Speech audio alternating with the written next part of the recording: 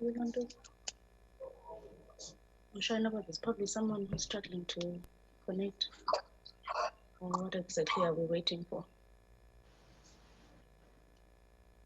Okay, I think we are good to go. Salvan.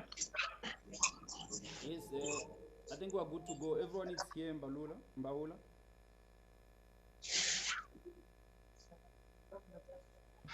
You can lead us.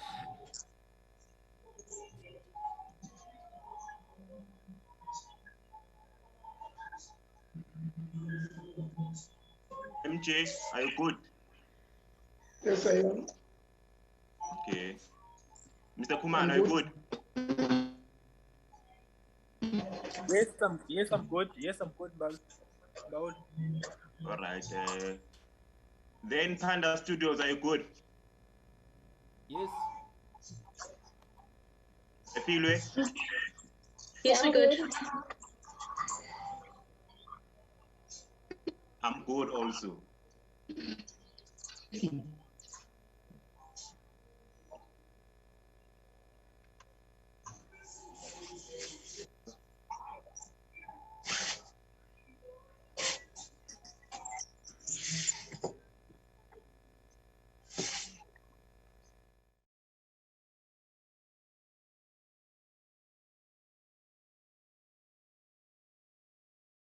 Problem.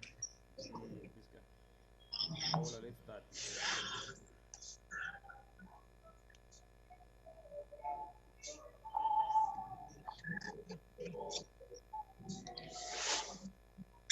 Everyone is here, Miss. One person left. Who? Yeah. Marande Ralph.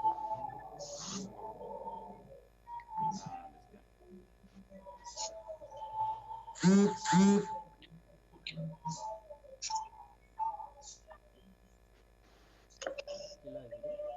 Did you see the message?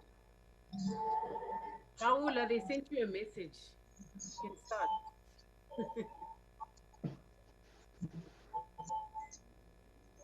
I think we should just start, man. Yeah, I Okay, don't think Paula saw the message. Okay, I just saw it now.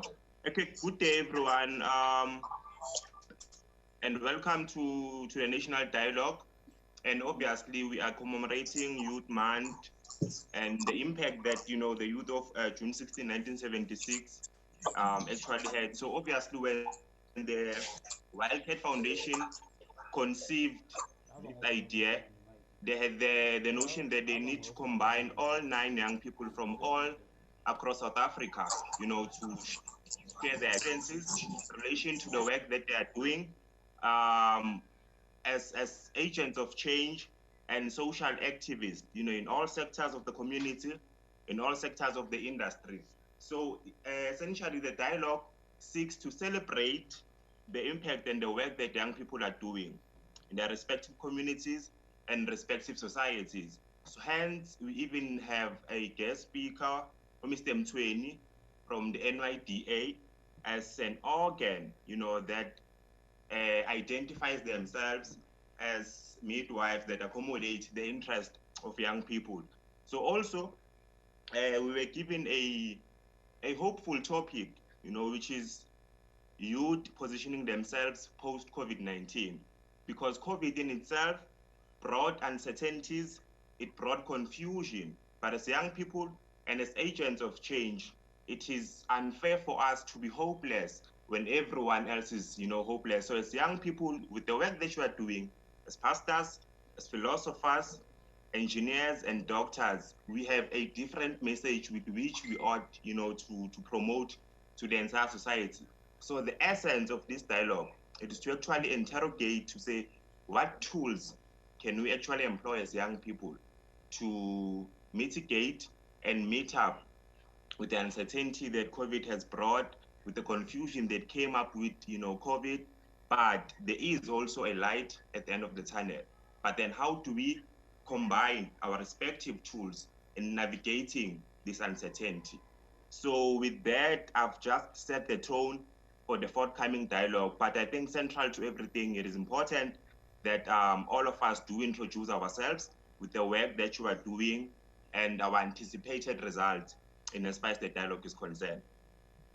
So we can briefly introduce ourselves, because also time is against us. So let's just introduce ourselves and the kind of work that you are doing and our anticipated results in as far as the dialogue is concerned. Thank you. Okay, Tando.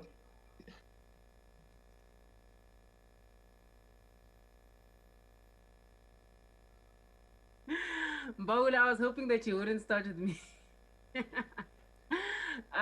So everyone who's listening, my name is Tando Kumete. I'm a pupil advocate at the PAVASA, which is the Pan-African Bar Association of South Africa, the first equitable and pro-Black bar association in the continent. And outside of law, I am also a social entrepreneur, and I specialize in school-related gender-based violence. And I have an innovation called Mteto Search Engine, which is a gender-based violence search engine tailored specifically for children in order to address the issue of school-related gender-based violence, both preventing as well as adequately responding to. There's a lot more that I have done and a few more things that I do, but I'll cap it at that for now.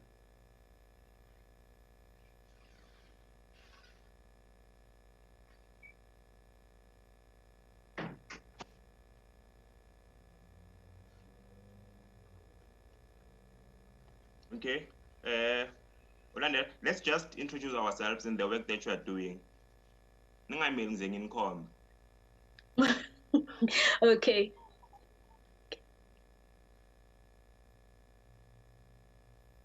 Like, it sounded really a down book. I don't know what's going on. Can you hear me? Yes, we can. Oh, okay, fine. Why does it sound like?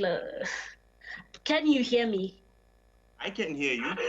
Oh, okay, I can hear you now. Okay, fine. My name is Sinomta Lali. I'm from the Eastern Cape, currently staying in Queenstown. I am the Regional Executive Committee, additional member of the ANC Youth League from Krisani region in Inakumkijima, yes.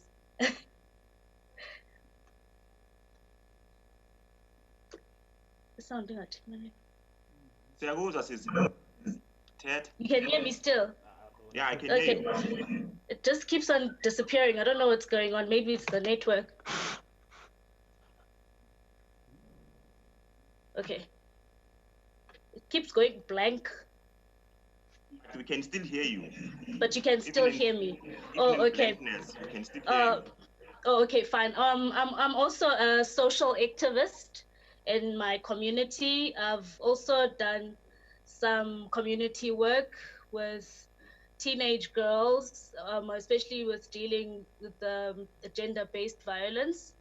I studied social work, where we did group work. I took my interest in politics the time I was actually in varsity. I was also an activist back then, mainly for the ANC Youth League.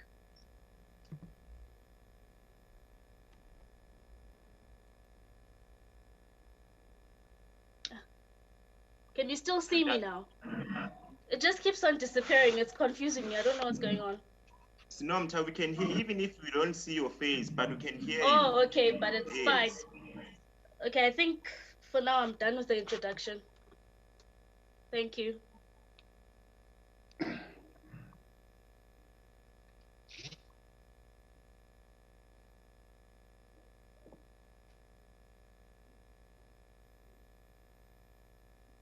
Okay, thank you so much.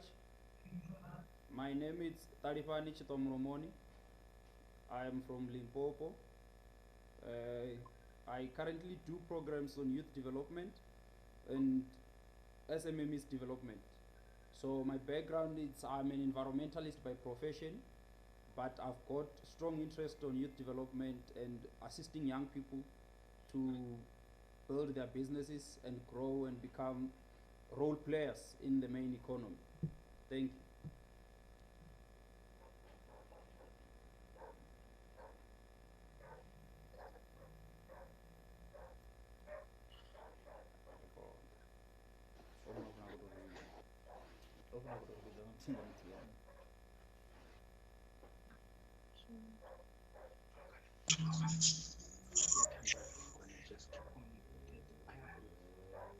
Is Stanley finished? Yes. Yes, he is. All right. Hi everyone. I am. Can you hear me? Yes, I can hear you. All right. I'm Refilwe Wayland from a small town in the Northern Cape called Daniel Scale. What I basically do is that I'm a youth mentor, a youth camp mentor. Basically, was chosen by the DSD for that. But then before that, I was a youth activist and still is. What I basically do is I run programs with the youth regarding all the social ills that they are dealing with. And then on top of that, we, along with the DSD, try to basically help out these youth within our community. And in most cases, whereby you find, recently I had this group of 4 girls, 5 girls, but then we're only chatting on WhatsApp with them. So basically, there is an initiative whereby we share literally anything regarding the lives of these young women that are in our society, because we know that women are struggling a lot. And another thing that I do is that other than being within the community, I work hand in hand with the schools, the local schools, more especially the high schools within our community, along with the youth, trying to basically get ideas as to what is it that is luring the youth to doing stuff like drug dealings and stuff. So that's basically what we do and so much more. Thank you. Hi, everyone. It's MD Musala. I come from the Free State. Can you hear me? Yes, I can hear you. Okay. So I come from the Free State. I'm actually a pastor. My profession, I hold a diploma in theology. Also, one of my interests is youth development. As the previous person from the local youth camp of the Department of Social Development, we started a youth organization in the Free State. In every district, only focused on people, and also outsourcing or making it a point that young people, they continue with what they learn from the camp. And whatever they have learned, the content they learn, that we can be able to implement in and around the province. Thank you very much.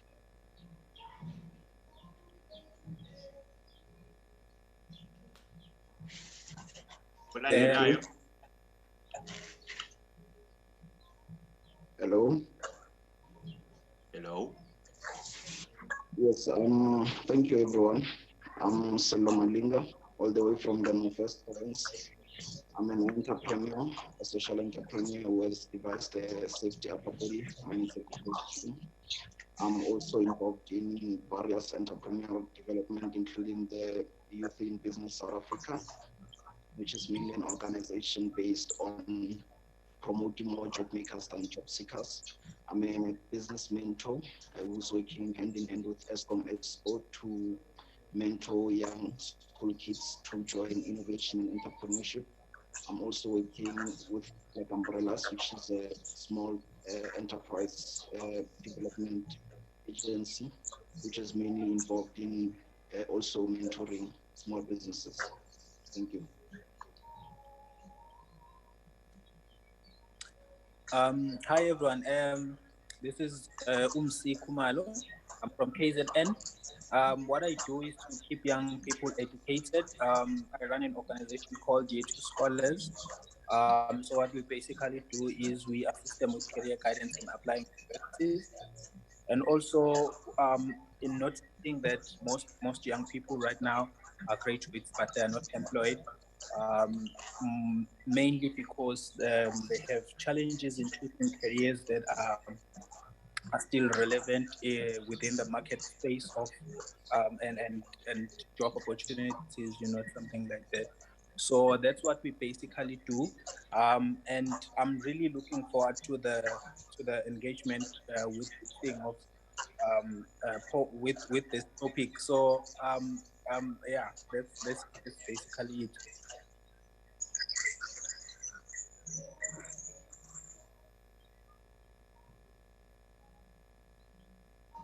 Who's left?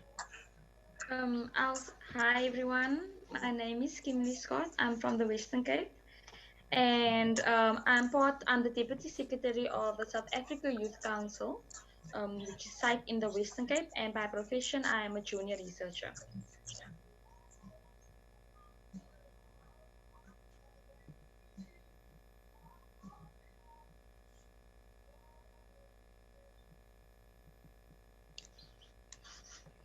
Have we all introduced ourselves? Where's Jabu? He's nowhere.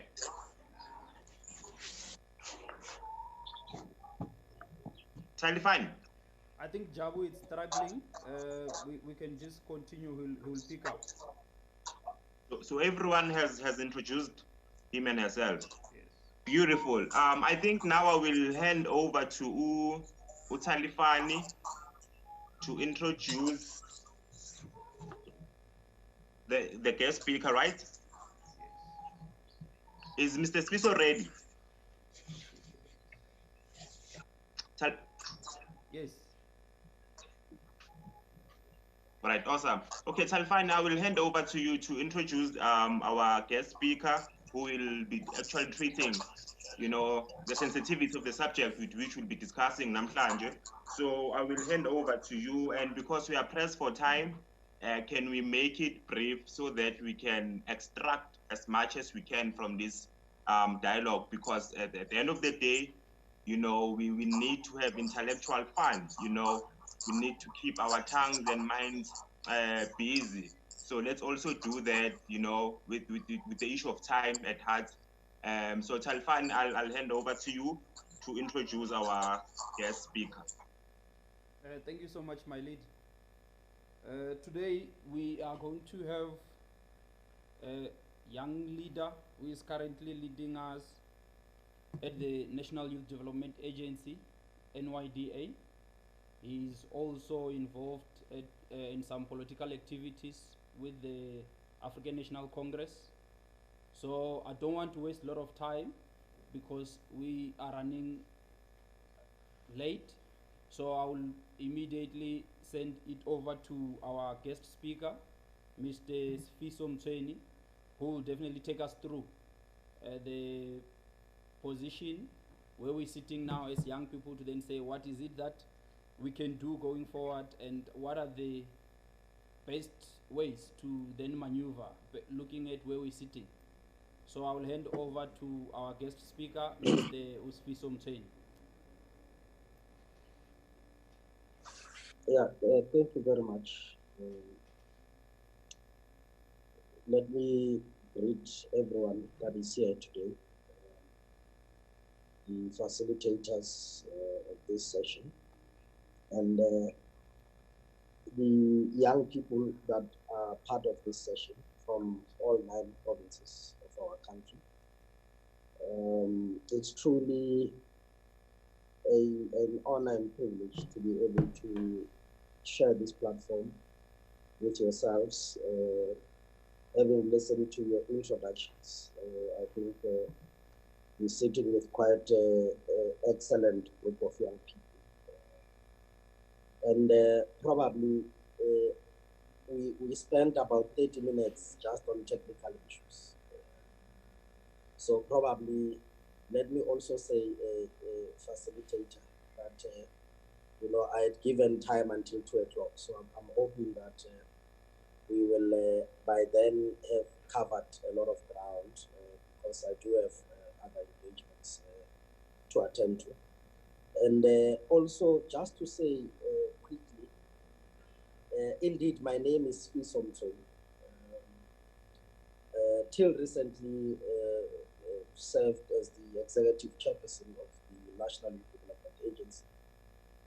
Before that, I have been a business advisor and mentor, operated at the Small Enterprise Development Agency, which is SEDA, for about a decade.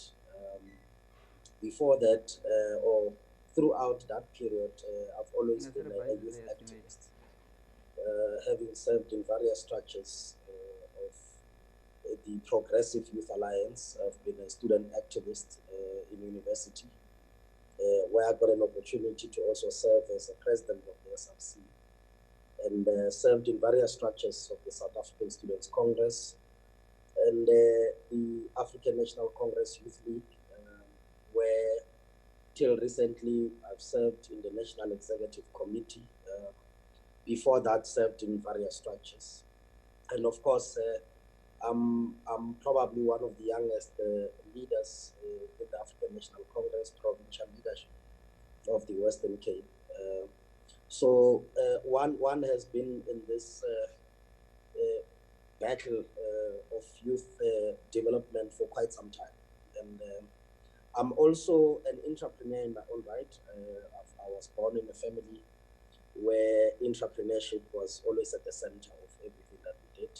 So call it something that was enforced into me. So throughout my life, I've been able to be exposed, to small business and all the other aspects of social entrepreneurship. So I thought it's important that I must give it that context, given the fact that you guys have introduced yourselves so well. And the topic today speaks about, a period post-COVID. And my argument today will be that there will not be a period post-COVID. If we listened to the president when he addressed the country on Wednesday, part of the main thrust of his message was that we have arrived at an unprecedented space, not only as a country, but as a whole world, where there was an outbreak of this virus that nobody has ever known or experienced before. And it forced the entire world to actually shut down. We've seen big economies being shut down, the United States of America, the entire belt of the European Union. We've seen even some of our allies in the BRICS countries, Brazil, Russia, India, all those particular countries actually shutting down their economies, people being forced to stay at home, people losing their jobs. But at the same time, we've seen a rapid rise of this virus, people getting infected at an alarming rate, people dying. As we see it today, in the entire world, we've lost millions of people. And in our country, as we see it today, just 2,000 or so deaths in our country. We are approaching 100,000 infections. But probably what is positive is that, we as a country have 55% recovery rate.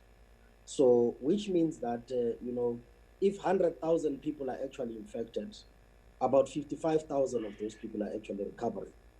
And of those 45,000 that remain infected, about 2,000 people have actually died. So, indeed, one death is too many. But I do think that, there are positives that we're taking out of this. The president did announce on Wednesday as well that there's been a medical breakthrough. There's been, a vaccine that has actually been part of us for a very long time, which was used in, the United Kingdom. And people who are on ventilators, people who are on oxygen supply, have been, given this particular vaccine, and they've been able to recover. So, indeed, that is a positive thing to come out of this. But I think the main thrust is that COVID-19 is here to stay. It's here to stay. It's not something that by October or by December it would have gone. I think one thing that we need to say from the onset is to say, how do we discuss a South Africa and a world that lives side by side with COVID-19? And I'll make an example. You know, if you look at other countries, and I'll use two examples. In Singapore, for instance, in 2001, when there was an outbreak, the first outbreak of what was called the SARS flu, which affected mostly the Asian countries.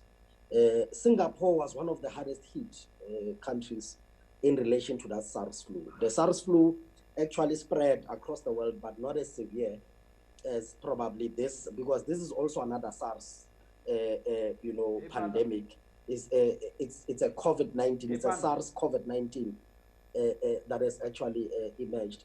But what has happened is that Singapore's economy almost collapsed due to this, and that was around 2001. Now today, in 2020, just before the COVID-19 outbreak, Singapore emerged as one of the top economies in the world.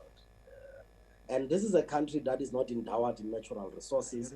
This is not a country that produces anything of significance. But what the Singaporeans did was to invest in the strength of their people, invest in innovation, invest in creative societies, and they were able, through that, through state-owned enterprises, to actually grow the economy of Singapore to a point where actually unemployment was so low that it reached around 1.3%. And I think that's one of the things. If you look at Japan, for instance, in the 1940s, towards the 1960s, where there was World War, you'd remember that the big Hiroshima bomb that actually hit there. And Japan was almost in ruins. And to date, as we speak, at one point, Japan had reached a level of G7 countries in terms of its economy. So I'm trying to demonstrate that in a time of crisis, a time of crisis is a time of opportunity. And I think for us as young people, this is a perfect time to say, how do we take advantage of a crisis? I always say that as people, we must never let a good crisis go to waste. I think that's the basis of what I'll actually want to discuss today. But probably before that, also raise my voice on the spike of the gender-based violence that has actually, befell our country. It's quite saddening to see that, every day we wake up, women are being killed, children are being killed, women are being raped, they are being abused by people who are supposed to be protecting them, by people who are supposed to be, caregivers, people who are supposed to be, a symbol of strength, in our households. And I want to take this opportunity to say to all of us young men out there that enough is enough. We can no longer continue to lay our hands on defenseless women. And by the way, we're raising this not because it's what is happening today, but we're raising this because women have given birth to us. Without them, none of us would be alive today. I can imagine how would you feel as a man today if somebody were to lay a finger on your mother, if somebody were to rape your mother, if somebody were to kill your mother. What would happen if somebody were to rape your sister? What would happen if somebody were to rape your child? If today, some of us were fathers of daughters, and every day when we look at a daughter, we don't want to see a daughter as an endangered species. We don't want to see my child going to school and I sit back and I wonder whether my child is going to come back because somewhere, somehow, there's a bloodthirsty man out there who's actually going to take advantage on it. And I think the time has come for us, young men, to take a stand and really fight against this gender-based violence. It can no longer continue. Enough is enough. And by the way, most of us as men, we know who the abusers are. Those abusers are our friends. They are our brothers. We stay with them at home. Some of us are complicit to this particular crime because we know for a fact an abuser is not difficult to see.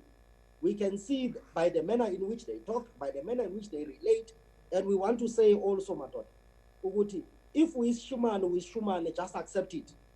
If you are scared of asking a woman out, just accept it. There's no way that you can force yourself on a woman. There's no way that you can think that for you to be a man, you must be able to, rape a woman. And I think I wanted to spend some time on this particular subject so that it's not something that we just raise as we pass by. It's a by the way, guys, there's gender-based violence. It's unacceptable that we must wake up and a 3-year-old young girl is lying in a ditch somewhere. And that is a normal thing. That is a normal society that we're living in. That must come to an end, and we must speak very strongly against it. And as men, we must take a stand. And taking a stand is not just about talking. Taking a stand is not just about writing statuses on social media. Taking a stand is getting our friends, our brothers arrested for abusing people. And we must take that particular stand. We must physically pick them up and go and drop them where they belong. And of course, we are in the middle of Youth Month.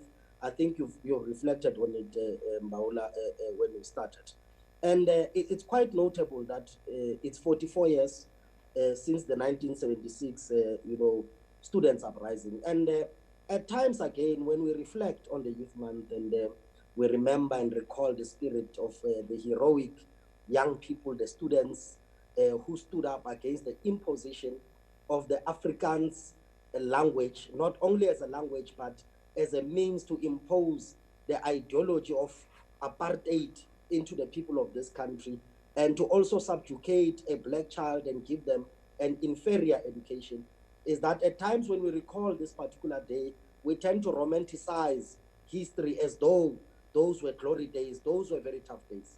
And when we recall how far we've come, we must be able to check how far have we come in terms of the education system in our country, how far have we come in ensuring that the doors of learning and culture are actually open to everybody. Because at the center of the march of those young people was not only the abolishment of Bantu education, but it was a struggle to ensure that there's access and there's access to quality education that will ensure that the liberation of the African child actually happens. And it's important that as we reflect today, we recall the spirit of Tsietsi Mashinini, we recall the spirit of Mbuyiselo Maqhubo, we recall the spirit of Steve Biko, we recall the spirit of Solomon Kalushi Mahlangu, and many other young fighters who actually said that you can shoot me, you can kill me, but my ideas will never die. The freedom of this country is inevitable, and they took the future of their country into their own hands. And this calls on us as young people of today, because young people of today were faced with a different struggle. We no longer faced with an enemy that is visible. We no longer faced with an enemy that was brutal, that was shooting at us. Today we faced with an enemy that is invincible. Today it requires a sophisticated type of young person. We can no longer throw stones. We can no longer bend tires. We can no longer sabotage. Today it requires us to become sophisticated in the manner in which we need to resolve the challenges that face young people today. And what are those challenges that face young people today? A lot has been said about the challenges that face young people today. And, many can actually be clubbed into three things. That one, young people remain at the receiving end of the economic disparities in this country. When you talk about unemployment, for instance, you talk about something that affects young people directly. When you talk about poverty in this country, you are talking about something that affects young people directly. When you talk about inequalities, you are talking about something that affects young people directly. There can never be a government that develops a program and at the center of that particular program is not young people, because anything that you say and do in this country directly affects young people. That is why young people must be at the epicenter of the development of any policy in this country. When you talk about healthcare, it affects young people directly. When you talk about education, it affects young people directly. When you talk about sports and recreation, it affects young people directly. When you talk about policing, it affects young people directly. When you talk about social development, it affects young people directly. And therefore, there is no facet in which government can operate without integrating young people at the center of the development. And what have we seen in the last 26 years? We have seen an environment where an aging government can sit and take decisions on behalf of young people and think that they know better than young people. We've seen over some years that young people have actually been left to become spectators in the game that they are supposed to be playing. This is a moment for all of us to say that enough.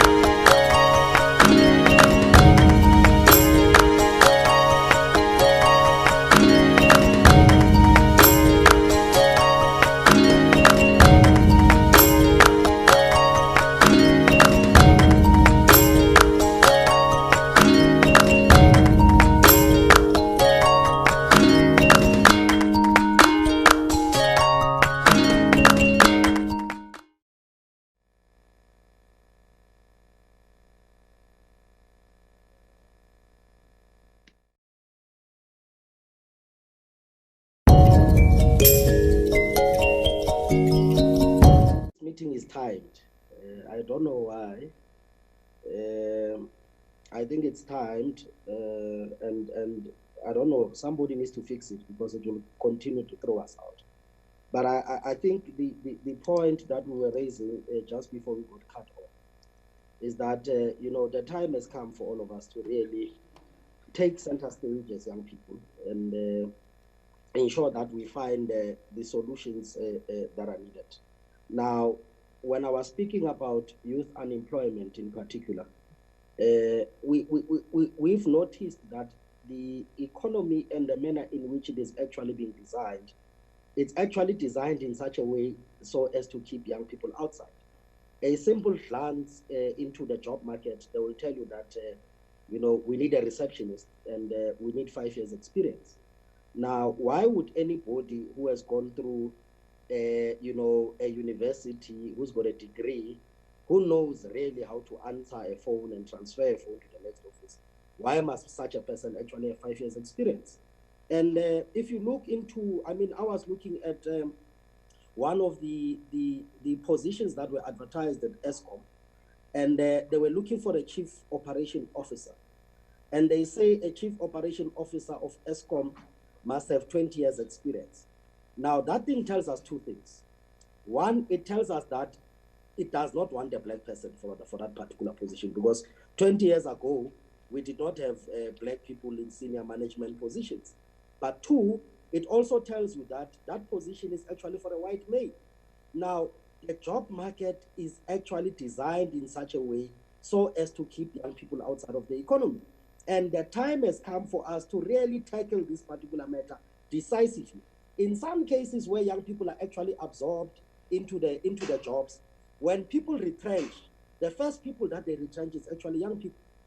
We have seen with shock this week that Edcon, the company that actually manages Edgar's and other stores, is actually retrenching 22,000 people. Now, this means that next month when we wake up, there will be 22,000 more people without jobs in this particular country. And once again, the 22,000 that we're talking about going to any Edgar store, the people who work at Edgar's are young people. If you go to the cashier, if you want to check whatever clothing item that you want to buy, it is young people. And therefore, young people continue to face the brunt of unemployment in this country. And when you look at the relief, when the COVID-19 started, there were relief funds that the government actually introduced. And we had to fight for the space of young people in those relief funds, because look at, I'm gonna speak about two relief funds. The one relief fund is a social development relief fund, right?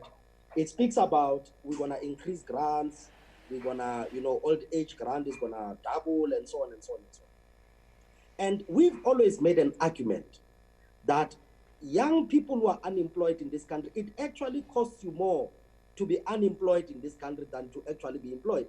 Because a typical unemployed person has to travel to town, has to go to an internet cafe, you have to print whatever that you need to print, you have to scan it, you have to send it to the job market, you have to travel for an interview.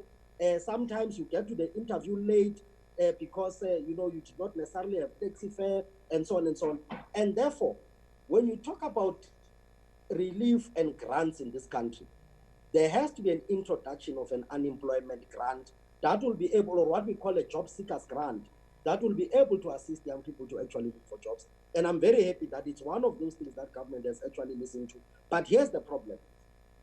There's been a 500 billion to bail out businesses, right? To bail out, big businesses.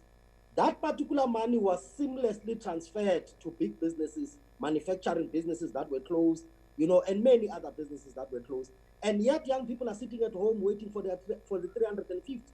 What is worse, they even tell you that you must prove that you are actually poor. So you must actually go to the police station or elsewhere to go and get an affidavit and say, prove that I'm poor. And those are the things that are actually facing young people in this country, which we must decisively deal with. Because why are we not having an interconnected system in government that will be able to connect SASA, that will be able to connect the workplace, that will be able to connect universities? Today, if you want to apply for NSFAS, you must be able to prove, you must go from pillar to post to prove that you are actually poor, and you must actually, benefit out of NSFAS. And these are the systems that young people have actually faced. But what have we done, given all of this? One, we've fought vociferously for experience to be removed as an entry-level requirement. We've won that battle. President Ramaphosa made an announcement that experience, particularly for entry-level jobs, must be removed. Now, there's one thing I want to say. When the president speaks in this country, he's the highest authority. When the president last year in June 16, after me and him made a nice dance, and he spoke to the country, he said that companies must remove experience for entry-level jobs. But when we open newspapers every day, we see experience still being there. We are going to reach a point where we are going to say to young people in this country, if you see a job and you are qualified for it, you are a graduate, and it has experience as a requirement, ignore that experience, apply for that particular job. If they don't call you for an interview, don't worry, wake up on that day, take a shower and go to the job interview. Because we can no longer sit back and think that people are going to come and deliver to us on a silver platter. The time has come for us as young people to stand up and kick those doors that have actually been closed for us. The second thing that we've done, as part of the relief efforts in COVID-19, we've launched what is called the Micro Enterprise Relief Fund. Because some of these relief funds are actually looking at, when people talk about SMMEs, they tend to talk about small, medium enterprises. They forget the micro enterprises. When you talk about the micro enterprises, those young people, they sell dikota, they sell scones. Some of them, they've got smaller chisanyamas there. Many of them have got hair salons. Until Wednesday, hair salons had actually been closed in this country. And nobody could actually offer relief for hair salons. And hair salons, have been there for years. we know that, young women in particular are the ones that are actually running these hair salons. So what we then did is to say, here's a micro enterprise relief fund, which will just purely look at informal businesses, young people who actually sell airtime every day. They sell feather dusters in street lights and so on and so on. And I'm happy to announce today that, ever since we've started this thing, we started it, on the 21st of April. Today it's June. We've been able to fund over 782 young people that have actually applied for that particular fund. We've now called for government to actually increase our money. And that particular money, by the way, it's not a lot of money. We give you up to 10,000 rands. But for that money, we want you to be able to ensure that your running costs actually increase. If you're running a hair salon, you're running it from a container somewhere, or you're running it from a place where you're not supposed to pay rent, you pay water, you pay electricity. Those particular running costs, somebody has to actually, cover for them. But also, what we're now saying, colleagues and comrades, is that, the relief funds must now start being skewed towards the poor. We cannot have a situation where, there's a seamless, transfer of money to big business when young people, are not getting anything. As I conclude, one of the arguments I want to make to everybody here, and of course, one would be interested to hear, all your views. But one thing that COVID-19 has brought to the fore is that, one, this thing called the Fourth Industrial Revolution is no longer a myth, it's a reality. As we're seated here today, we're connected across the country. We're talking as if we're in one room. I've got a small daughter, she's about 3-4 years old. And she always comes to me and says, Daddy, you are always talking to yourself every day, because I'm always, in front of my system and I'm talking. And she always says, but you, Dad, you are always talking to yourself. It's because we've now reached a point where, whilst we're talking to ourselves, we are able to talk to each other. We're able to talk to the whole country. We're able to connect via Facebook. We're able to connect via Twitter. But at the same time, when people want to talk about the Fourth Industrial Revolution, they want to, when people talk about 4IR, you must notice this thing, is that people always try to sound clever about this thing. Others will tell you it's about robotics. Others will tell you it's about artificial intelligence. Others will tell you, they will always try to confuse you, right? What a revolution is a fundamental shift from one order to another. In simple mathematics, it's a movement from 0 to 360 degrees. Now, we are living in what is now desired and called as a new norm. It's a new normal. And I can tell you now that even if tomorrow you were to wake up with 0 cases of COVID-19, this would be the way in which we do business. This would be the way in which we converse. And the proposal I'm putting across is that as we live with this COVID-19, the time has come for us to introduce what I call a knowledge economy and an innovative economy. Because one thing is that if we cannot innovate, if we cannot base the knowledge or the knowledge that we have and insert it into the economy, we're actually going to be left behind. Because these instruments that we're using today are international instruments, right? Zoom is an international instrument. Facebook is an international instrument. WhatsApp is an international instrument. In fact, what has happened today is that countries such as the US and the UK have actually told you, go home, go and sit at home. Don't no longer go to work, but they are the ones in control of what is happening in your WhatsApp. They are the ones in control of what is happening in your social media. In essence, the knowledge that we all have is actually being stored in a database somewhere. And we've been unable as young people to be able to come and say, what do we do? And I'm leaving you with this thing. There's a brilliant young man that I met during the week. And this young man says to me, I've developed an app. And I asked, what is this app? He says, no, with this social development things, there's long queues. People are looking for their grants. Majority of the people who are looking for their grants are the elderly. And yet we say COVID-19 affects the elderly the most. And yet the elderly have to stand long queues. Some of them, they even do night vigils so that they're able to access their money.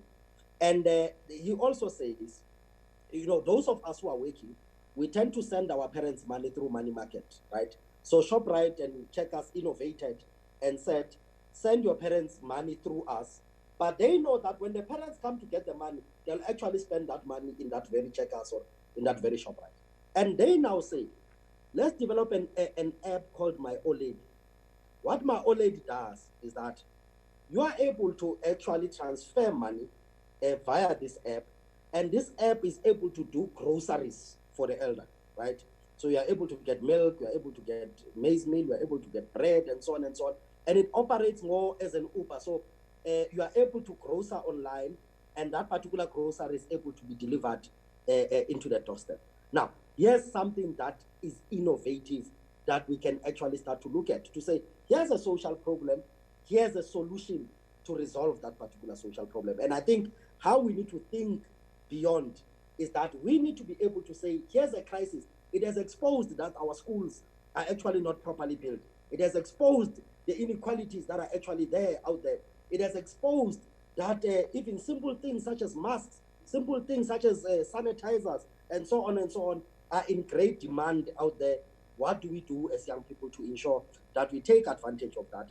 And other young people in the creative sector, I'm not too sure, some of you, every Friday and Saturday, Channel O and all other music channels, they've got this thing called a lockdown house party or whatever, where the creative arts industry is able to come, unite our people and ensure that, despite the difficulties we go through, we're actually, entertained. Again, the creative arts industry in our country is one of the most undermined industries. If you go to the US, the creative industry contributes number 7 into their GDP in that particular country. Globally, the creative arts industry actually contributes close to 13 trillion rands into the economy. Now, in our country, all artists die poor, they entertain us, but every time they die poor. This is a moment for us to be able to say, how do we pull in creative industries? How do we pull in an innovation economy? How do we pull in a knowledge economy and ensure that we build a future that one day we can all inherit? And I thank you very much.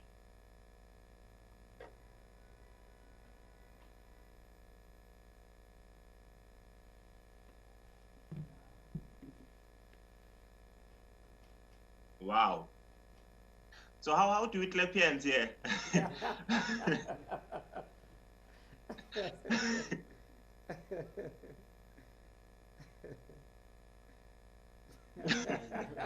This is a part where you are supposed to innovate. No, thank you very much, Mr. Mtsweni.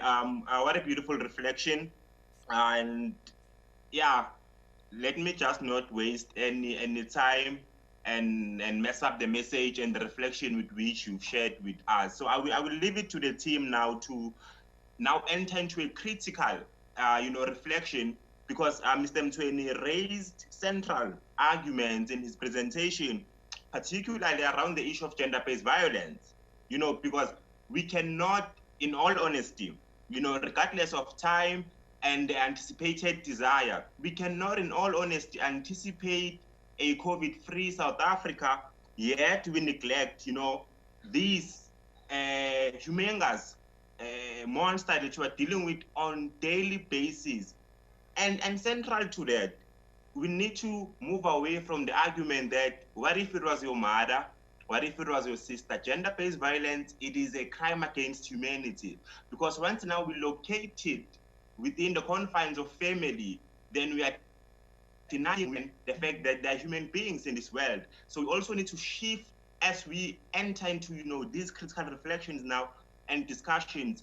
Let's try and shift away from saying, no, what if it was your niece, what if it was your girlfriend or your wife? Rape is rape, and rape, it is wrong. So as we discuss all that which we've prepared, let's also take that into consideration to say we cannot, in all honesty, envision and position ourselves post-COVID, yet neglecting gender-based violence, because now it messes everyone else. It messes everyone else. I mean, there can never be any replacement of life, of human dignity. Women are battling with issue of sanitary towels. That in itself, it is a huge crime against their dignity and humanity. So the issue of gender-based violence, it should actually not be confined within the peripheries of families. you know, and stuff like that. So, Mr. Talifani, I don't know what's the proper and efficient angle we can take right now in actually driving the conversation forward, because also I'm afraid of time. You know, we might be deep into conversation and time might also be against us. So, see Tesha Ranjan, how do we navigate that? Yeah, I think our leadership gave us a very good reflection, and I was thinking what we can do is to just respond as individuals. We respond based on what we understand, based on what he presented, and then we see if we'll make it. But surely all of us should contribute our views, and also give our leadership, if there is something he needs to respond based on our inputs, then we can continue. If time it's kicking us, we'll reconvene and continue this discussion, because I think we can't live without unpacking what the leadership has indicated. So I think let's open it up. Let's allow our people to come with the views, and then if time kicks out, we'll reconvene again and continue this discussion. Can I come in? Can I comment? Can I come in? All right. Thank you so much for that reflection, Sfiso. It's really greatly appreciated. I first want to just make a quick response and comment to that, and then I will then begin to make my own intellectual contribution to the engagement. So, I mean, what stood out for me are two things. He said basically that, or essentially what we can gather is that we need to do transformation, which will let us adapt to the new world order, number one. And then number two, he also highlighted some issues from the past, right, that we are currently dealing with today. But now, he also says that there is no post-COVID-19. So what that means is that we're essentially not trying to adapt ourselves necessarily to the new world order, but that we are, the most important, the most critical thing is that we're trying to deal with inequities of the now. Because quite frankly, in my own personal view, it makes no sense for us to be building machines when people have to queue for a food parcel. That means that there's something wrong with our society. So I was very much involved in COVID-19 relief, as well as engagement with other youth and organizations, especially civil society organizations, around what was happening with COVID-19. And what COVID-19 really did is that it just exaggerated, so to speak, the inequalities that have existed for a very long time. But the pandemic of gender-based violence, as we know it today, has been like this. As a feminist and as an activist, I told you that I'll tell you more about myself as I spoke. We have been speaking about gender-based violence since time immemorial in this country. And only now it's becoming an issue, or only now people are starting to awaken to it. I mean, look at how Uyinene had passed on last year, for example, and I didn't see any men protesting for that. So anyway, the point I'm trying to make here is that the real conversation that we're supposed to have, because we know that there's actually no post-COVID-19, is a conversation about inequality in our country. It's a conversation about what the failure in leadership, first of all, and what actually needs to be done to resolve those issues. So I always say this, I'm gonna say it now, and I'll always say it. The real issue in South Africa, the real beast, the real animal, is a phenomenon called white heteropatriarchy. White heteropatriarchy manifests itself in multiple layered oppressions, right? It's our history with whiteness and racism. It's our history with sexism and misogyny. It's our obsession with heteronormativity and sameness between human beings. Now, in the early 1900s in this country, there were two questions on the table. The one was the native question, and the other one was the woman question. So for hundreds of years, It didn't start in 1948, and it didn't start now or 2 years ago. For hundreds of years, society has been systematically trying to deal with people of color, with black people especially, and has been trying to deal with women or people who are not cis-het men. So what we see happening in our society now is hundreds of years of very carefully constructed oppression. We think that inequality just started now, or that it's only been exaggerated now. The architects, the geniuses behind white heteropatriarchy are clapping their hands in their graves because it's still a very successful form of oppression that exists today. Let me start with gender-based violence because I'm a feminist, right? Gender-based violence is a form, it is a manifestation of white heteropatriarchy. And what it is, for those who are listening at home, gender-based violence is not about just a man hitting a woman. Gender-based violence is any kind of unfair discrimination levied against another human being on the basis of their sex, their gender, and their sexual orientation. Sex being your biological identity. So are you male or female or intersex? Gender being how you perceive yourself in relation to other human beings. You might perceive yourself to be a girl or a boy or a woman or a man or a trans man or a trans woman or a trans girl or a trans boy, or you might feel like you don't even belong in any of those spaces. So you call yourself gender non-conforming or non-binary, okay? And there are other identities as well that are a part of that. And then sexual orientation speaks to your how you relates to other people sexually. So what are you sexually attracted to? You might be sexually attracted to both men and women, and so you're perhaps bisexual. You might be sexually attracted to anyone, and so you're pansexual. Or you might be a woman who's attracted to another woman, and so you're a lesbian, and so on and so forth, right?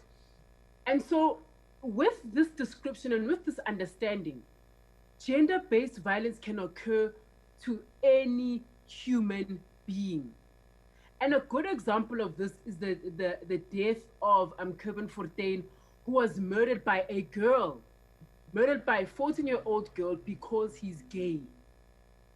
Another good example of this is Enoch Mbianzi and all of the boys of Parktown Boys High School, who were forced to perform aggressive, violent acts, swimming in a river, in a violently rapid river, so they can prove their masculinity, right?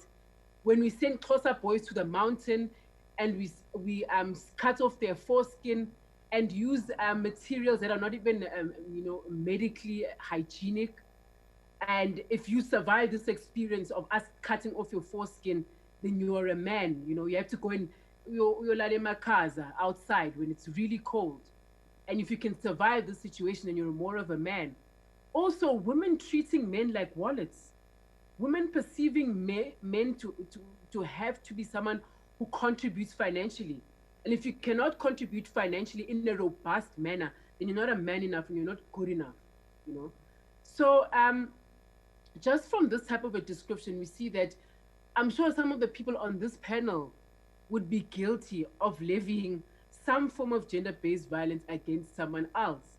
And it's invisible because we're not aware of it, because our understanding of gender-based violence is so narrow.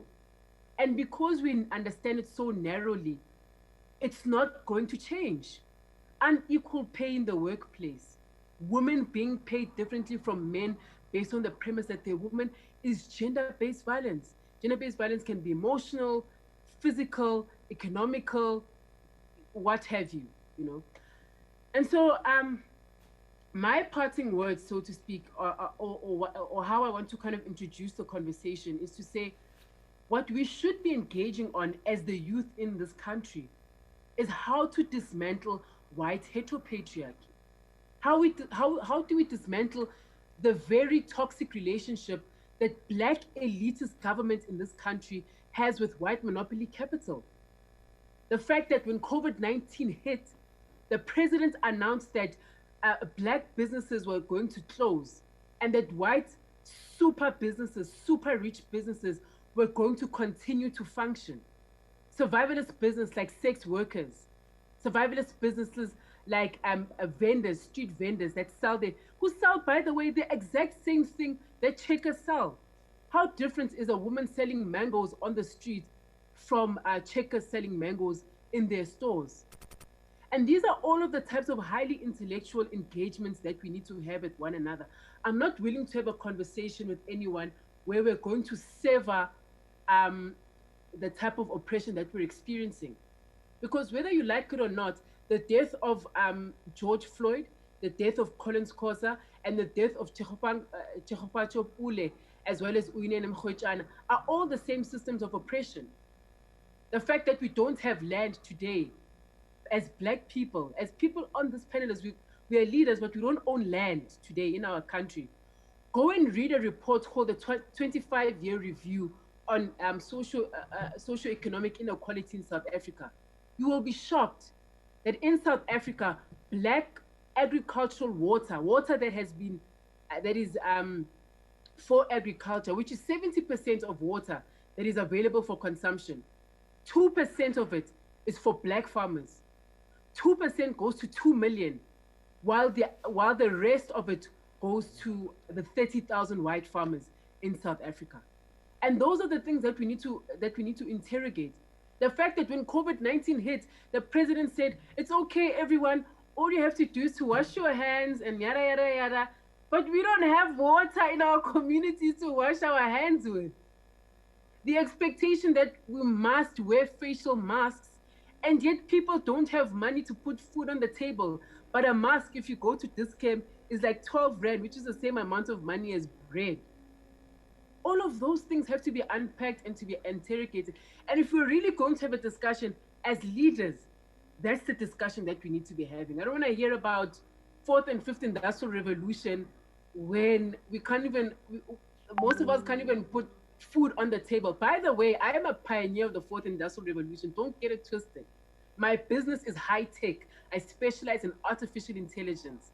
But even I know that that discussion is not the most primary discussion we should be having. The discussion we should be having is, why when a pandemic hit, did we have Black people primarily queuing for food parcels? Why is it that when the pandemic hit in our country, Black people were the first ones to jump up and say, no, but, and white people took over a month to start complaining? White people were the first people to say, oh, Mr. President, we are so happy, thank you so much. You've made a very good decision. And activists were the first ones to say, no, but what about women at home? What about Black people who don't have access to water? And it took weeks to sort that out. From my experience, there were people in South Africa who were starving for a period of up to 5 days, who didn't have food in their homes as a result of the decision that the government took very arrogantly outside of the consultation of civil society organizations. So I'm gonna leave it at that, right? And let's do have the conversation on that level, because I don't want to hear about robots here when people can't even afford to buy food in our country. Let's have a real conversation with regards to how do we become an equitable society in the year 2020 and beyond.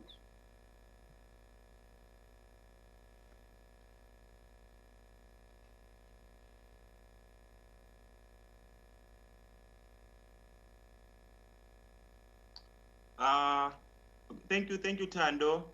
Talifani, I think you are in a best and better position to respond to the reflection that Tando has shared with us, because we're a person who's in business, right?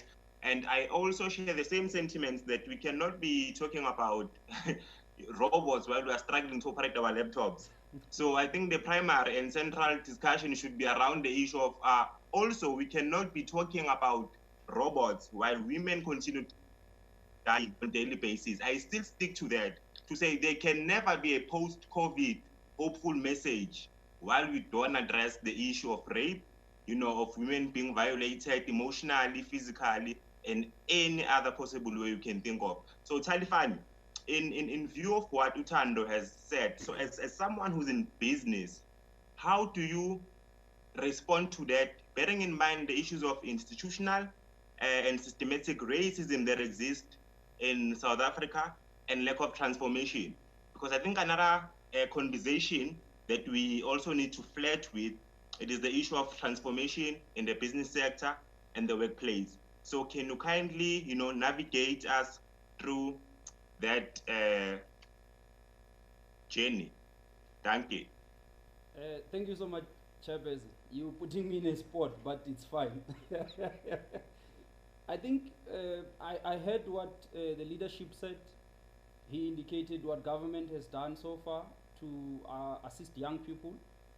I heard what my sister said, Tando. I know she's very much strong when it comes to issues of gender-based violence. But I think sitting where we are, I want us to look at this thing from where it started. We are talking about the businesses, we are talking about the gender-based, we are talking about 4IR, but I think there is one big thing that we are not looking at as people, which is human being. And I want to start it from there. That's why, because part of what I do mainly is personal development. So I'm in business and also personal development. Because I believe that all the discussions that we are going to have here today, we should also look at where are we coming from? Who are we? One, I've realized that you will agree with me, personal development has been abandoned. They leave it to chance. I don't know anywhere where government has been standing out to say, young people, before you study your mathematics, before you study your fourth industrial revolution, before you study anything, you need to first understand who you are. And I think that will, if we start there, we'll then deal with the issues of gender-based violence nicely, because you'll then understand what you're dealing with. One,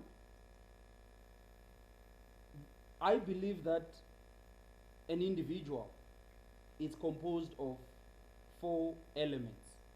First one being, okay, the physical being that we all see. The second part being your psychological being. And the third part being your emotional being. And the fourth part being your spiritual being. I believe that sitting where we are now, you have so many people who are killing women, but you don't ask yourself, how are these people positioned psychologically?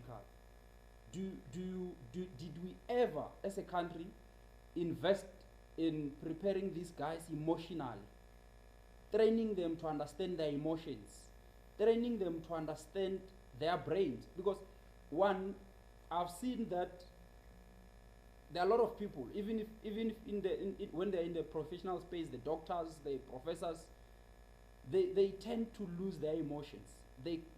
When they are faced with a challenge, they don't know how to respond. Why? Because they do not know their emotional being. They do not have that interlink between their physical being and their emotional being. So I think that's what we need to first look at. We need to also look at, when you, Maula as you are, I know you as one guy who is very much attached to books. You read a lot of books. And for me, you're reading a lot of books because you want to unlock your psychological being. You want to position your brains or your mind to a level where you'll be able to understand the universal powers and the powers that you have as an individual. And I think that's what we need to first deal with. If we are to do this thing right, if we are to deal with gender-based violence, I'm sorry, Tando, I believe that we are investing a lot of money at the on the output, not the cause. Because I believe the cause is people don't understand themselves. People don't understand their emotions. People don't understand their or their brain power. And the other thing which is important, I believe that people don't have anything that they really believe in. Me now, sitting where I am, I believe that the spiritual being is one part that is very, very important to all the challenges that we're dealing with. If you are dealing with a young person who doesn't believe in anything, I'm not talking about Christianity, I'm not talking about your ancestors, I'm just talking about picking one thing that you are saying, this is what I believe in. When you believe, what happens? You then have hope for the future, because you know that whatever that you believe in will take you through to what you want to achieve. And then you will have faith, to say, I will achieve this because of my spiritual power or all that. But it's Balula, I want to leave it here to say, all the discussions that we're having today are very much important. Your gender-based, your 4IR, but I'm saying, before we talk about all these things, can we talk about a human being? The powers that you have, your emotions, your psychology, your spiritual being, and your physical being. If these four are not connected, we'll always fight, we'll always have all these issues that we're discussing today. Thank you so much, Chairperson.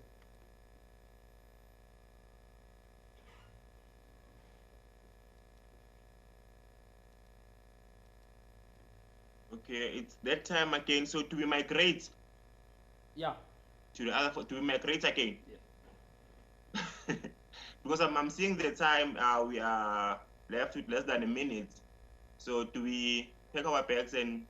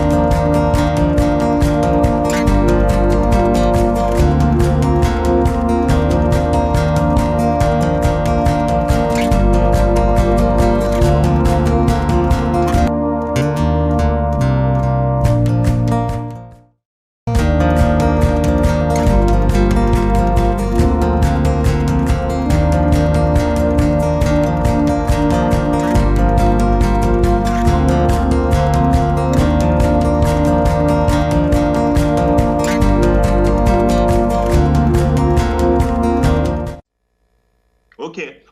Here's what I'm suggesting, right? From now, when someone is done speaking or sharing their views, so I will not come back, and then reiterate what they've said. So immediately when someone finishes, then you can somewhere interject if you feel that whatever that they are saying is actually in line with what you've prepared, because I know it would be hurtful, for you to switch off your data without even saying what you've prepared. So the moment someone finishes talking, you are allowed to, somewhere just enter, but let's try to be in context. I mean, it's Youth Month. Let's be in context. We are dealing with COVID. Let's be in context. There is gender-based violence in context. You also make mention of personal development, which also is, in context. So, in as much as we might get excited, but let's be excited in context. So, Kim, you can lead us, and then they'll follow you. Thank you. Okay, thank you so much. I just have to say I'm so honored to be on this platform with all of you guys, and I think we should do this more because I do feel there's a lot of youth that looks up to what we have to say and to us. And what I specifically thought I want to bring across on this platform, and I want to speak about youth development as well. But I don't want to completely go out of context, but I wanted to speak specifically about the Western Cape because I am a colored and the colored community within the Western Cape. As you can see, I'm the only colored here on this platform. And I mean, I'm not even surprised. And I have just been thinking that I think it's time, especially in this June, this month, that I feel like it's time for colored youth to start being active completely. That is just my concern. And the reason that was always my concern was because I feel like we can complain over and over and over, but we're not taking any stand as the colored community or the youth. And I feel like I look up to the Black community and how you guys are always active and always doing what really is necessary, but we are lacking that. We are lacking the ambition, we are lacking everything, and we just, I can't say that we just constantly complain because they are the reasons why things are happening, and a lot of it is out of our control. But I just feel like, and I want to be the stand and I want to be the voice to our colored youth to say that we need to start standing up. We need to start developing ourselves into activists, into having a voice, be able to speak up and say what we are being affected by, and not just creating hashtags and sharing things on social media. We actually need to start picketing. And that's, I'm part of the South Africa Youth Council, the deputy secretary. And I just want to say that in the Western Cape, we are trying our best to be active, and we are trying our best to get youth involved in what we are doing. And I just want to encourage youth overall, Black, colored, overall, to start getting more active and engage more, not only on social media platforms, but get out physically and raise your voice. And I do believe that all the efforts that we are doing now will eventually, it will prevail, it will be seen, and we will be proud of what we are and what we have been doing throughout our youth time. So that's basically it. I don't have any more much to say, but it was just general. So thank you. Hello, thank you. Thank you to the previous speaker for your comments, and thank you to all who have been participating. I want to utter some few opinions that I have regarding gender-based violence. I see that it's the elephant in the room. So we have a problem in the country. What is happening now is that we see a lot of campaigns, a lot of movements are going on about women empowerment. A lot of things are happening regarding women-related causes, but there are no movements which are catering for young boys in the country. There are no movements which are catering for young males. What is happening is that most of the crimes that are committed in the country are done by young boys who are on the streets.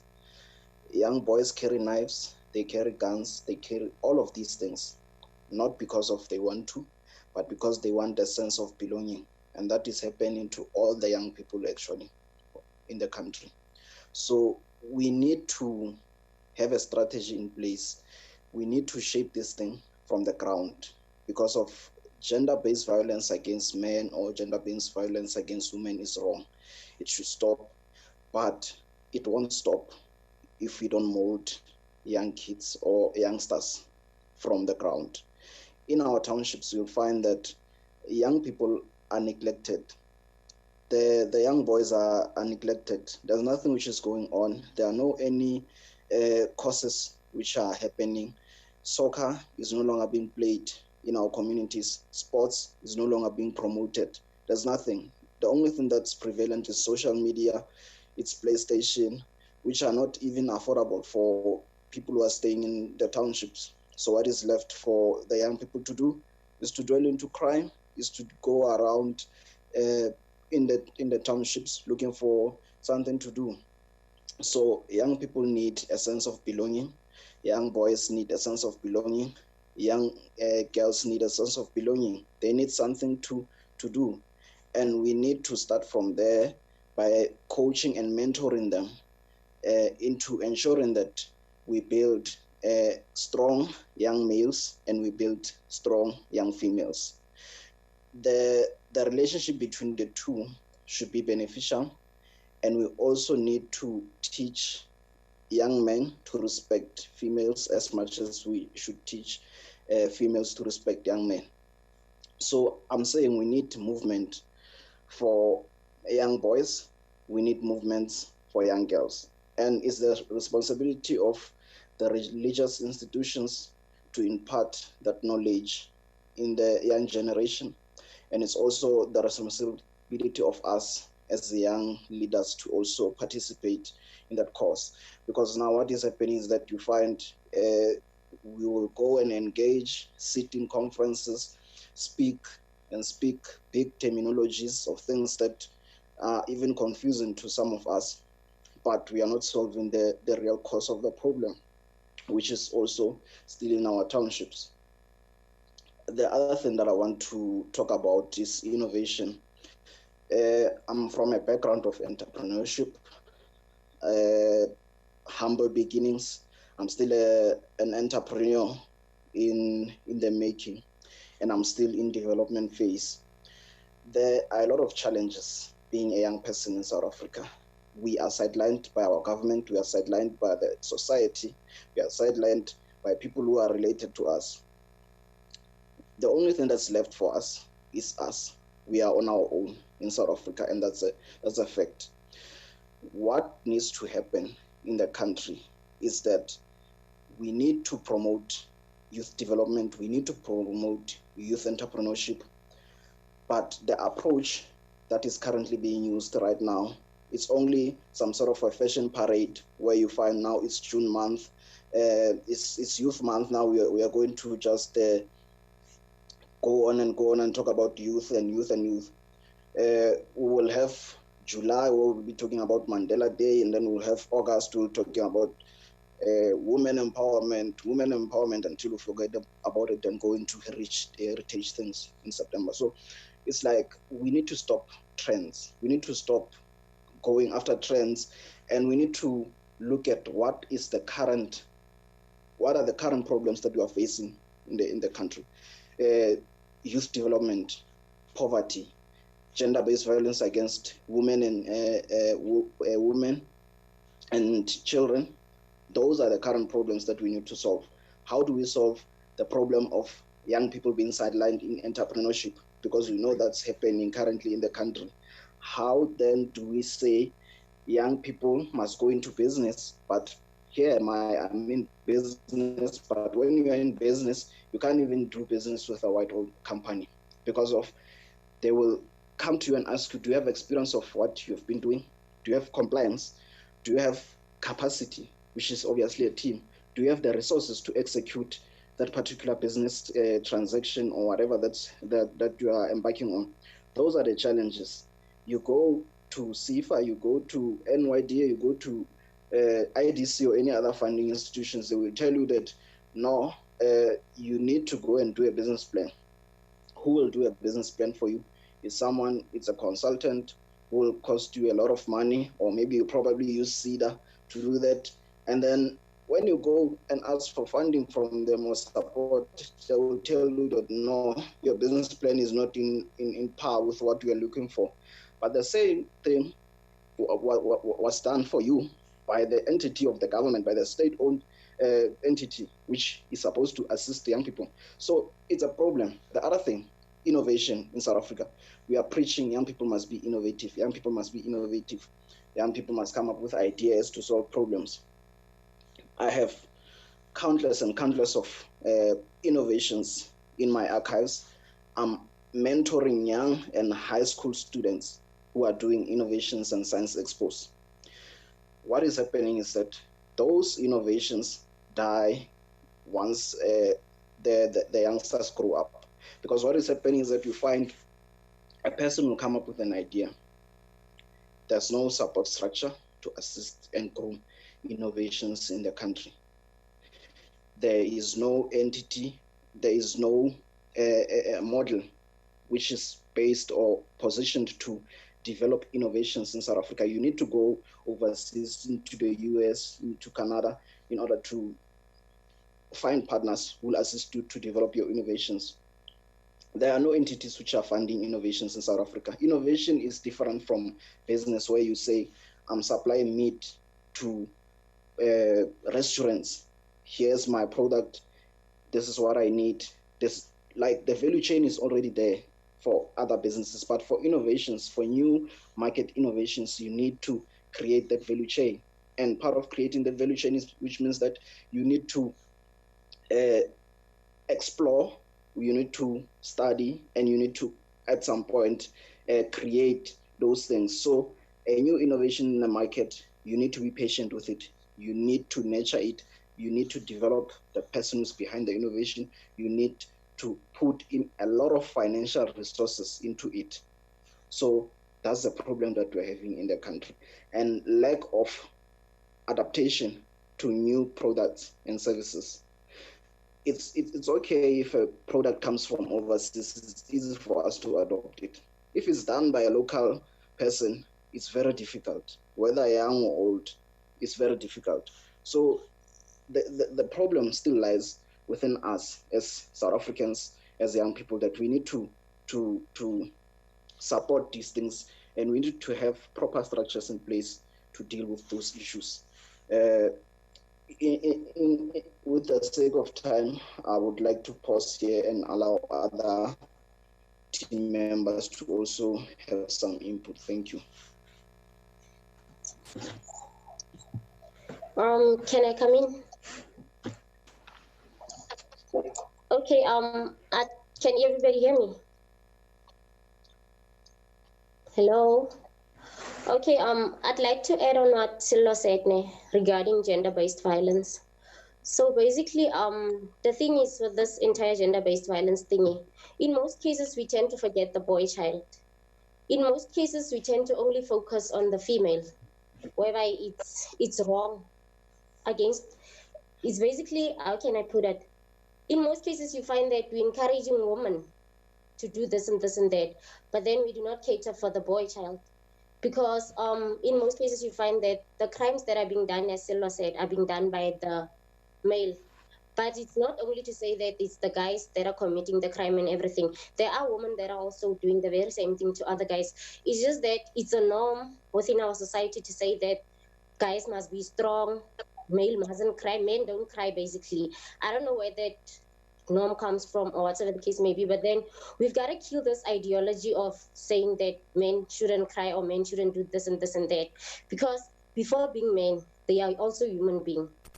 So yeah, that's basically it. And then coming to employment within our country, I think that at schools and everything, there's this thing of whereby at schools they only teach us about seeking employment and everything. They never teach us basically about even though we do business studies and stuff, but then in most cases they encourage you to basically find employment rather than creating employment. So we also gotta kill this norm of whereby we encourage youth to basically seek jobs and everything, rather encourage them or lead them in a direction whereby they'll be able to want to become entrepreneurs and stuff. They'll be able to want to start something of their own. Because at the end of the day, we're living in this era whereby most of our youth is sitting at home with degrees and everything, qualified youth basically, sitting at home and doing nothing. Because in most cases, job offers and everything, they require experience, as it was said earlier on. So rather than telling young people to go to a mine, insert your CV and everything, encourage them to rather create something of their own, whereby they'll also be able to empower other youth by basically employing them. Thank you.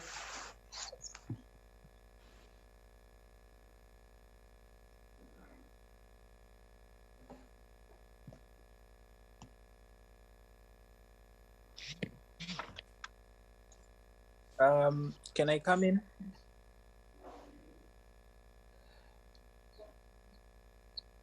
Yes, you can come in. Oh, okay. I thought MJ because I saw him coming in. My leaders are touching on things that are very important here. So the real issue here is how do we position ourselves as young people post COVID-19, even though Spiso had mentioned that post COVID-19. But I think because actually what's happening right now is that COVID-19 has actually forced us to adapt into this thing of the fourth industrial revolution, because this thing started a long time ago.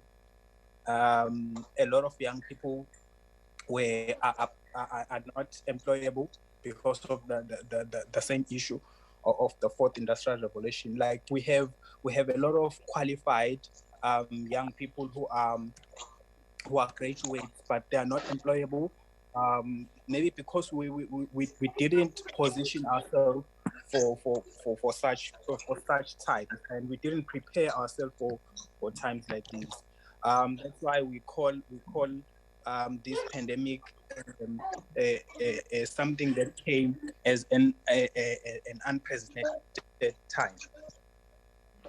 So I think as young people we should talk. Well, I think we should in this platform we should talk about education, and also in a sense talk about employment. How do we channel ourselves as young people to be because we won't be telling young people to be all become entrepreneurs, but we should encourage young people to also be people that are going to be employable, not just be educated, but also look at yourself. Are you innovative? If you are innovative, you can look for companies that are going to be looking for those people who are innovative.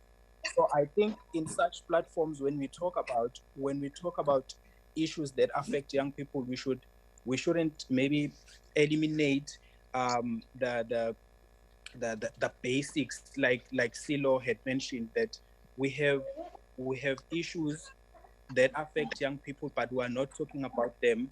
We are only focusing on what other people do for young people.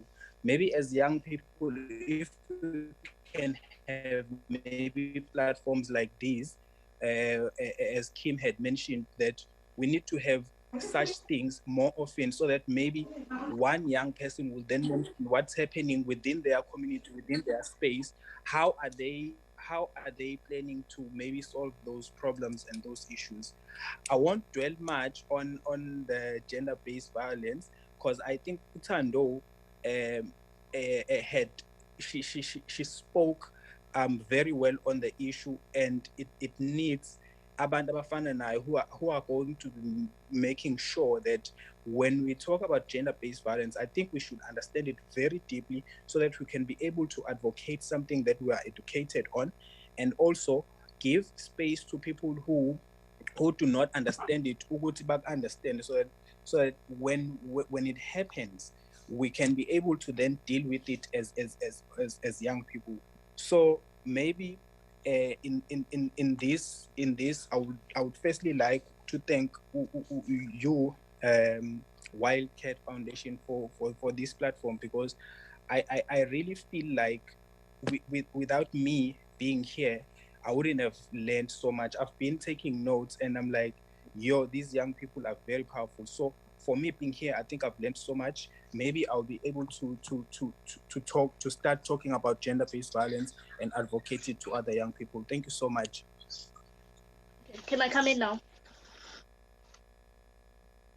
Okay.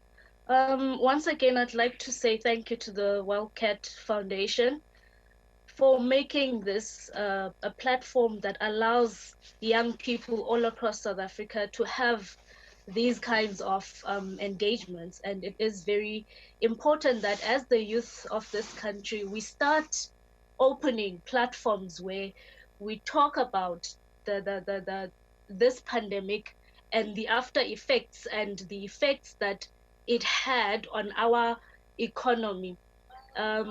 As we know that many young people were affected because they lost their jobs. It was said that EDCON has already started giving retrenchment letters. About 22,000 people will be losing jobs. So that shows that in this country we have a very huge number of unemployed youth, and now having people who are also the youth losing their jobs, it's going to also contribute in the socio-economic problems that we are already facing as our country. In the issue of gender-based violence, this is my understanding. I think that social offenders and murderers must face prosecution, and they shouldn't even get bail. And our criminal justice system in our country needs to remain focused on the issue of gender-based violence and strengthen the Domestic Violence Act.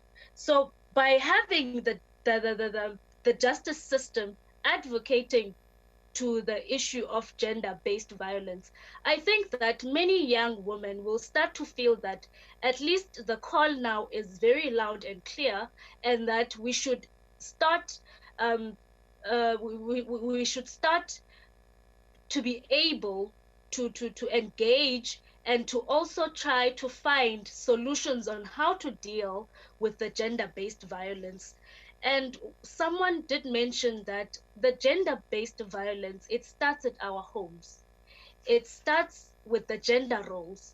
You will find that us young girls, when we were still young, we will get told that certain duties at home are only supposed to be performed by a girl child, and then other duties, the boy child doesn't participate in anything. We have to cook, we have to clean, we have to make sure that the house is neat most of the time. So it really does also start in our homes.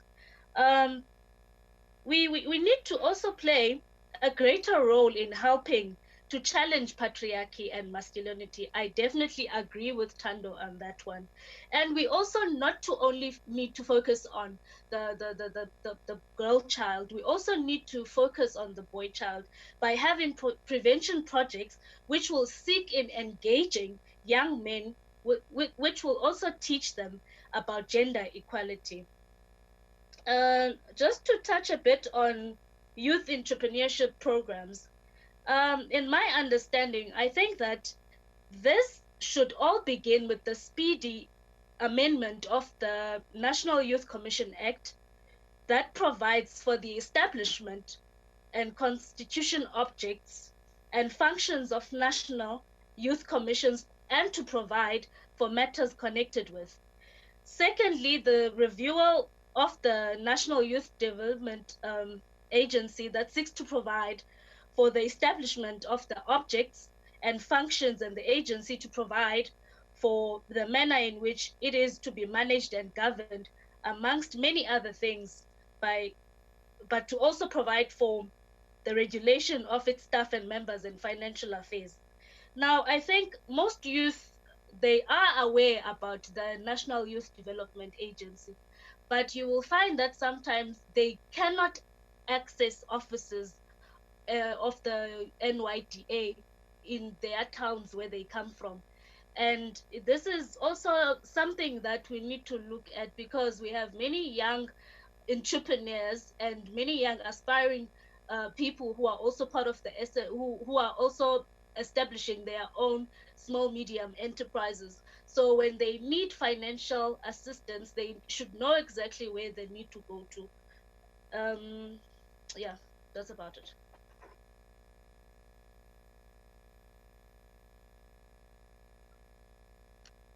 Ubani ungakalahleni? Who's left? It's me, sir.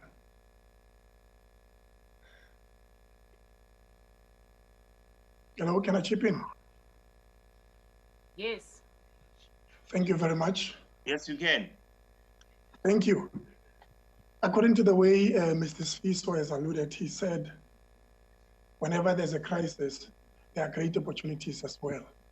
And really that has made me to ponder upon each and everything that is happening around the country.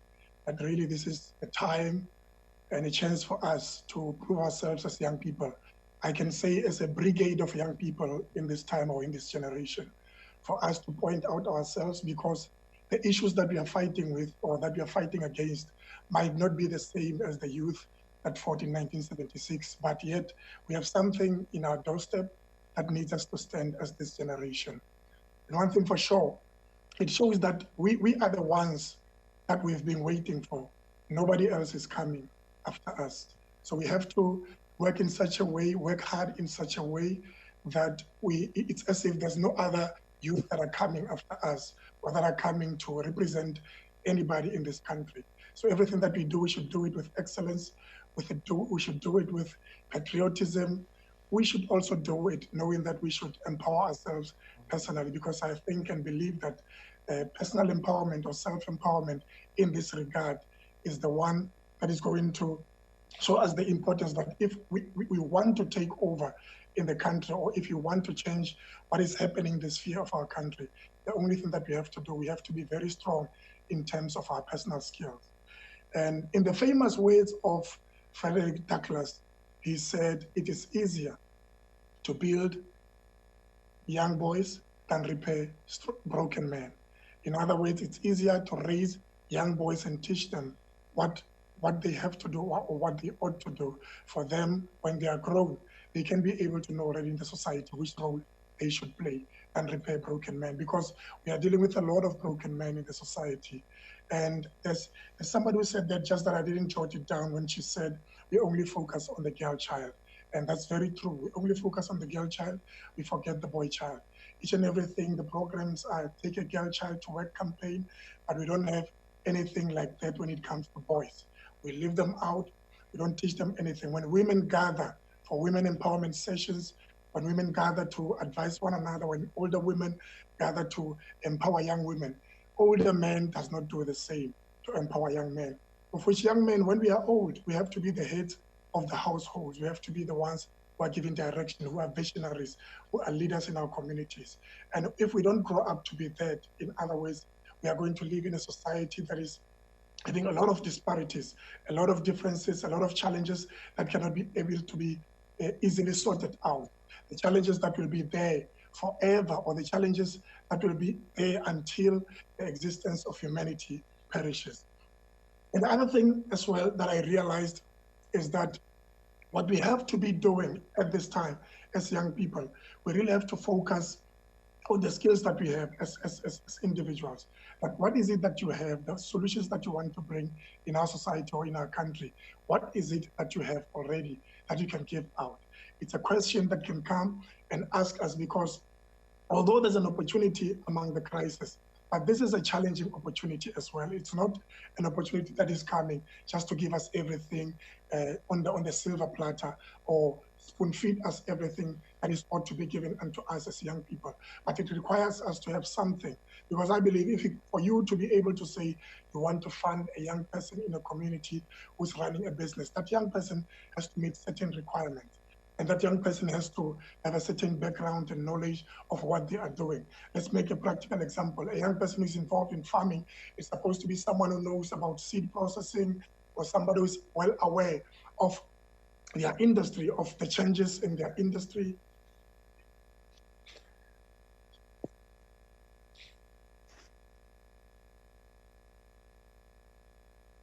Are you still there, MJ? Hello? And also, guys, we are left with 6 minutes. So I was hoping that is MJ the last speaker, right? Where's MJ? I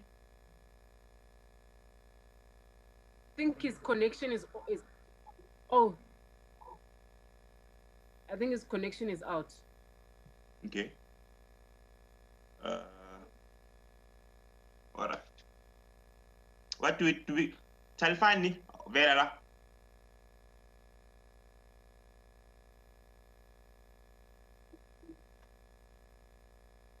So do we conclude?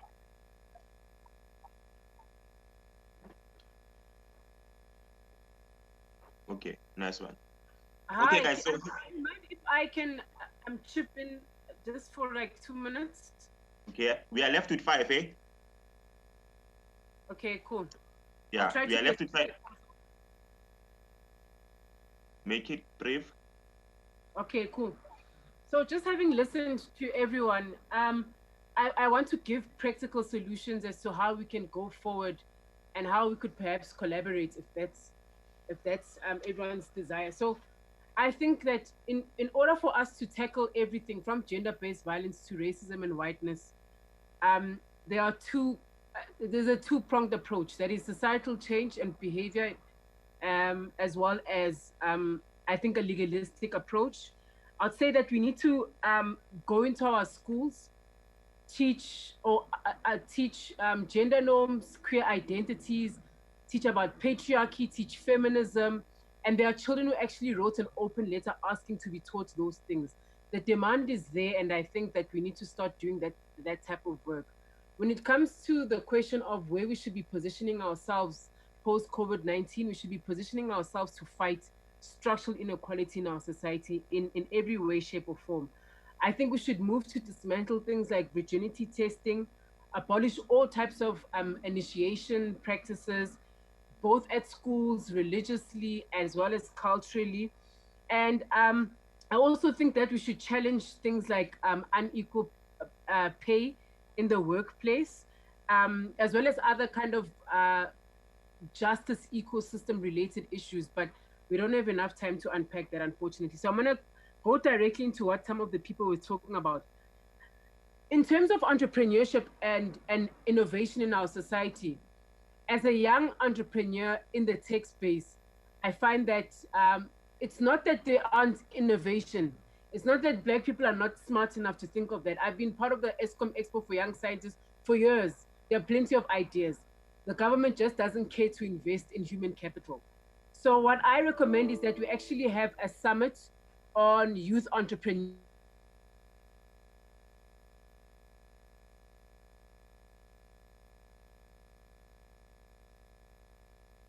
Okay, I'm concluding, right? Because it's gonna shut me out as well. So, Talfani, here's my suggestion. Not even a conclusion, but it's a suggestion to say let's then schedule a part 2 of the conversation and try to be a bit more practical in terms of the participants, because 9 is a lot, right? Including a guest speaker, it becomes relatively difficult to go in depth and unpacking and analyzing subjects. So I'm proposing that we have part 2 of the conversation where we have minimal participants to ensure that we deal at length with these particular subjects. So that would be my closing remarks for now, to say let's have part 2. Sorry. Yeah. What's happening? Sorry, my laptop died. Oh, sorry. Yeah, so I was suggesting that we need to have part 2 of the conversation, because it will kick us out at any time from now. So I was proposing that we have part 2 of the conversation, but where we have minimal participants so that we can address subjects in depth, you know, because 9 participants at a go, it's not practical. We've tried, but it's not a critical reflection. We would appreciate that there's a lot we could have said, but because of time, you know, and the pressure, it was impossible for us to reach that. So my closing remarks would be that let's propose and schedule a part 2 of the conversation. I'd still love, you know, to spearhead the conversation, because I also have a lot of questions which are still lingering, especially from you, Talfani, you, Tando, and you, Sinomta. For now, you know, I have a bit of uncertainties in terms of themes and definitions, you know, because obviously we cannot defeat that which we have not yet defined. So we need to define what is patriarchy, what is feminism, what is gender fluidity. You know, I mean, these are terms which are constantly recurring, but we cannot embrace them because we don't understand them. So it's important for us to generate themes where we define, you know, in our attempt to defeat. So that would be my closing remarks and contributions. And also thank you guys for your impeccable, you know, participation. I know time was against us and the practicality of logistics, but we did our best with what was given to us. And I think actually being a leader, you know, it's all about that, turning a swamp into an oasis, you know, a mess into a message. Those in Talfan. But yeah, guys, yeah, thank you. So Talfan, I don't know if you do issue the communico for